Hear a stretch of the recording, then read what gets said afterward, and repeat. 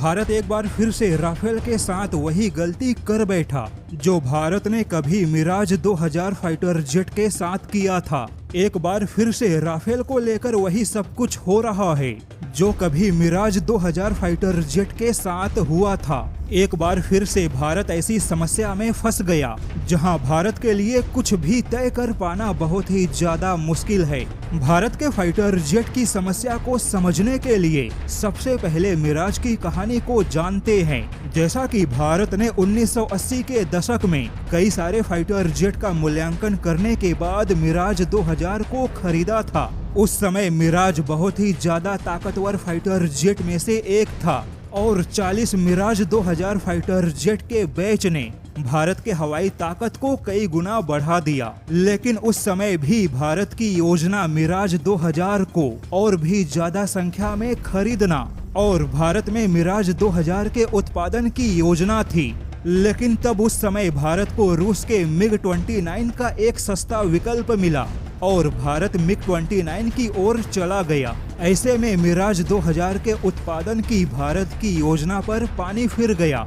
लेकिन अब एक बार फिर से राफेल के साथ भी वही सब कुछ हो रहा है जो कभी मिराज के साथ हुआ था। भारत ने 36 राफेल खरीदा जिसका बहुत ही धूमधाम से स्वागत हुआ। वहीं भारत ने राफेल को लेकर भी अपने देश में उत्पादन की योजना बनाई। लेकिन उसके लिए भारत को राफेल की बड़ी संख्या को खरीदना होगा। हालांकि भारत यहाँ पे राफेल के बड़ी संख्या पर विचार कर ही रहा था कि इसी बीच 5वीं पीढ़ी के फाइटर जेट की एंट्री हो गई, क्योंकि चीन और पाकिस्तान के पास में 5वीं पीढ़ी का फाइटर जेट होगा तो भारत के लिए इस मामले में पीछे रहना अच्छा नहीं। अब समस्या है कि जैसे भारत इतिहास में मिराज के सीमित संख्या को खरीदकर कुछ भी हासिल नहीं कर पाया, क्या अब भारत वैसे ही राफेल को भी सीमित संख्या में खरीदकर कुछ हासिल नहीं कर पाएगा? वहीं अब भारत के सामने एक बड़ा सवाल है कि जब राफेल से भी कम कीमत पे 5वीं पीढ़ी का फाइटर जेट विकल्प के तौर पे उपलब्ध है तो 5वीं पीढ़ी के फाइटर जेट को छोड़कर महंगे राफेल को क्यों खरीदा जाए? लेकिन यहाँ पर भी भारत के सामने एक बड़ी मुश्किल है।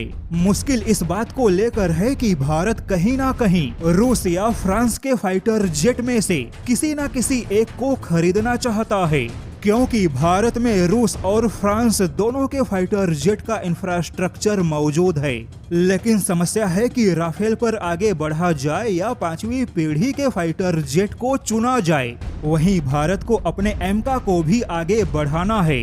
अब भारत कहां पर पैसे खर्च करे यह बड़ी समस्या है। ऐसे में कहीं ना कहीं जैसे मिराज के उत्पादन का भारत का सपना पूरा नहीं हुआ, कुछ वैसी ही स्थिति राफेल के साथ भी बनती दिखाई दे रही है।